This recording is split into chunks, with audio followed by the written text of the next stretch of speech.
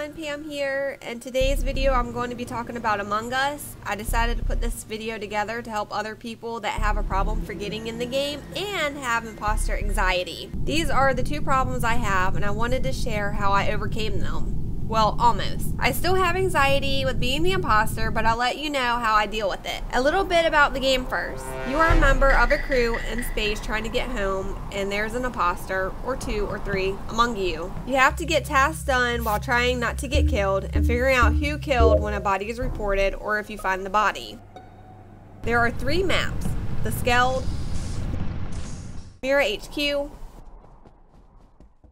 and Polis. Out of all 3 maps, I suggest to start with the Skeld map. The first time I played, I was on the Polis map, and I was lost. In my opinion, the Skeld map is more condensed and labeled better. I played on the Skeld map for a while before going back to Mirror HQ and Polis. But however, it was a game changer for me, because it really helped me to learn how to play the game and where everything's located.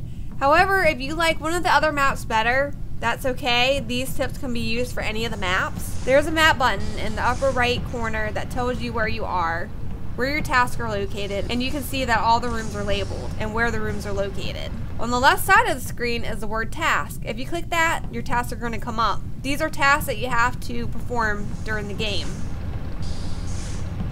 Anytime I walk into a room, the room's name comes up. I pay attention to that room name. It's important because if someone reports a body, they found someone dead, you have to be able to tell them where you were if they ask. Everyone will try to figure out who killed the person. If you remember your location while discussing, then you have a better chance in clearing your name if it comes up. Also, if you pay attention to the location, you can report who was with you, or if you had seen someone leave your area. If you can't remember who was with you in that room, that's okay.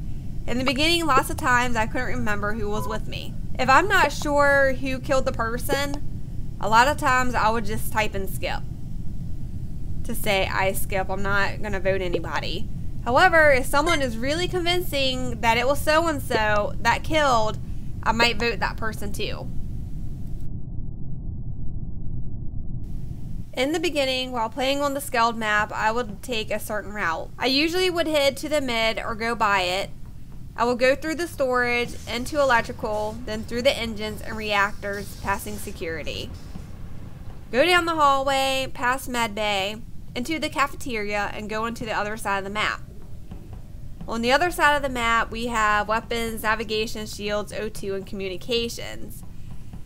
And I found that by being repetitive, it really helped me to memorize the map and also to memorize the rooms. So if somebody said, I found the body in navigation, but I'm thinking, well, I was in the reactor, which in that map, it's all the way across the map. If you get killed, do not leave the game. You will become a ghost. You can float around and still finish the task. However, use this chance to explore the map and memorize it. Now at first, I will admit, when I became a ghost, I didn't know what I was supposed to do. I left the game. But you're supposed to finish your task to help your teammates win the game. But also, you no longer have to worry about getting killed. You can go around and memorize everything and the task and the locations.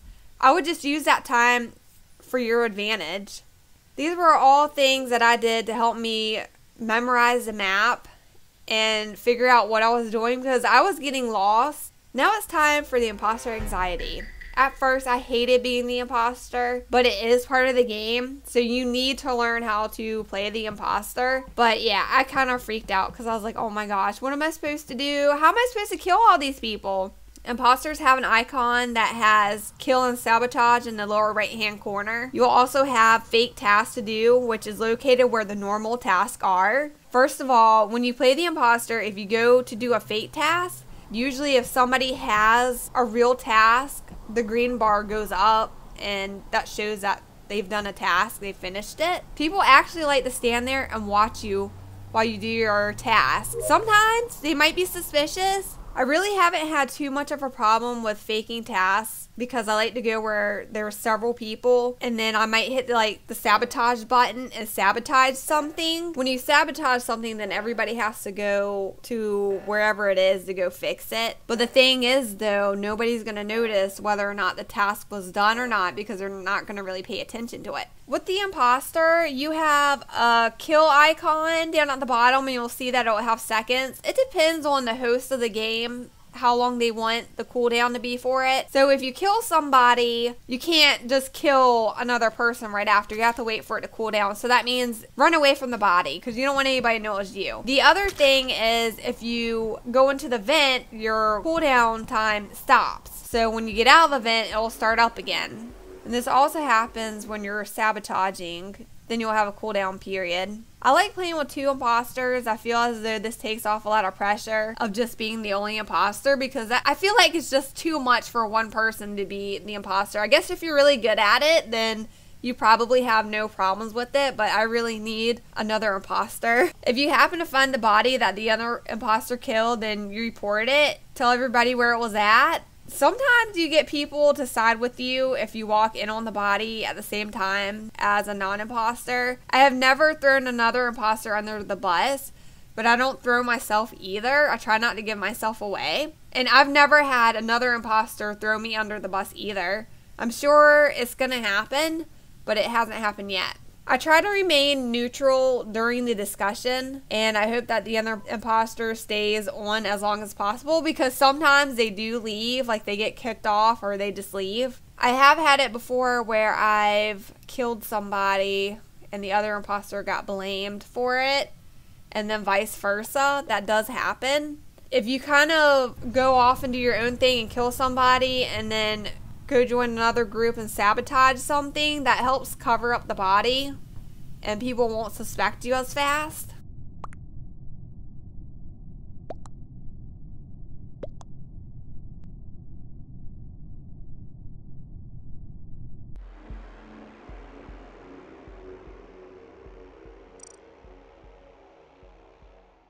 When it comes time to killing, make sure that there's nobody around. I have had my moment where I killed somebody and then somebody else walked down. And of course, because of the cooldown time, you couldn't kill the person. They report the body and I got kicked off. In my opinion, the best place to kill is right beside a vent. Remember though, if a person is in the room lined up with yours, they can see you vent. I have had that happen one game. It was in the Skeld map. I was in security, and you can see part of Med Bay, and right down there in the lower corner part of Med Bay, you can see the vent. So just keep that in mind. If you kill right beside a vent, then you can just hop in there. The first time I killed, I didn't know how to get in the vent, so I just walked away from the body. And luckily, nobody knew that it was me, because, you know, I walked down the hallway and I joined some other people and pretend I did a task or whatever. You just have to play and remember that you're going to get better at the game. So one thing that helped me when I realized that if you kill somebody and then go into the vent, it's okay to stay in that vent for a while or forever. It doesn't give you away that you're in the vent, and from one vent you can hop to another and then to another. You can come out of the vent when you feel comfortable, but the nice thing is it doesn't pop you out. Like, you can stay in there forever. Sometimes I'll be in the vent and somebody might come in and find the body and report it. You automatically come out of the vent, and when that happens, you'll go through the discussion, and when the discussion is done, you all end up in the cafeteria. So you have a nice, fresh, clean start to go sabotage and kill somebody else if you didn't get caught, or somebody didn't suspect you and they vote you off. These are the things that really helped me play in the game. Play in a game, be repetitive so you can memorize everything and see what the tasks are. Because if you know what tasks are, then that's going to make you a better imposter. And with anything, the more practice you get, the better you're going to become. Just go in there and have fun. Thanks guys for checking out this video, and we'll see you in the next one. Bye.